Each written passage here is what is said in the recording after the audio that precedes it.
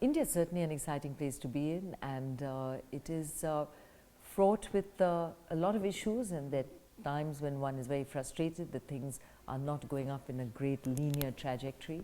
But exciting, yes, because there is a lot of change. There are many ways that one can see that change come, never at the speed that you want, but at least directionally right. The two big concerns are the current account deficit, which right now is looking very hard to contain in view of the large oil imports that India sees. So 80% of our import bill is oil and gold.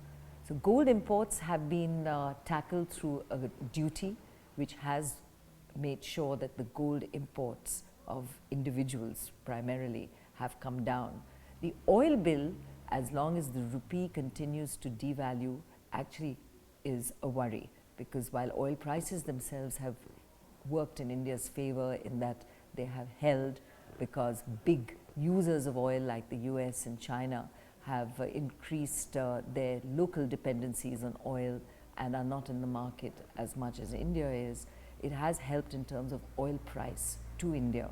But with the devaluing rupee, that bill continues to be very expensive for India. So in the medium to long term, we need to have a much more robust policy on how we will tackle our domestic oil and energy reserves. So energy security, important. Its impact on the current account deficit, as I mentioned, and the interconnection therein becomes very important to resolve. And then the fiscal deficit, where there was a fear that India was going to be at a fiscal deficit at 6%. The finance ministry and the minister, Chidambaram, when he assumed office, tackled this very adroitly and has ensured that we've seen this drop to 5.2% just in the period of 8 or 9 months. So really largely by containing the expenditure side of the fisc, and has committed to bring it down to 4.8 this fiscal year, and I have no doubt that he will achieve that. So what we have is a fiscal deficit being brought under control because it had burgeoned beyond what we should be seeing. So these are the twin deficits, which the current account deficit and fiscal deficit, which need attention, and of course at all stages looking at growth as central for India's development. Growth is now part of a language of electioneering, which is great.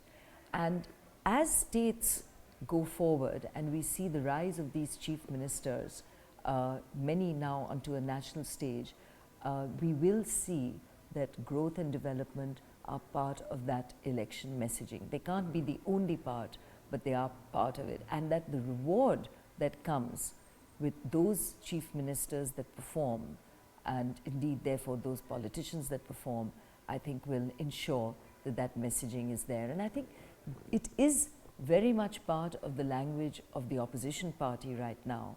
It is one of the reasons why a highly successful chief minister like Naina Modi is being talked of at the national stage. It is to do with his ability to execute, his ability to embrace growth while not ignoring development and social indicators. And I think this is what India will need going forward, growth and sustainable growth, which brings all of India along with it.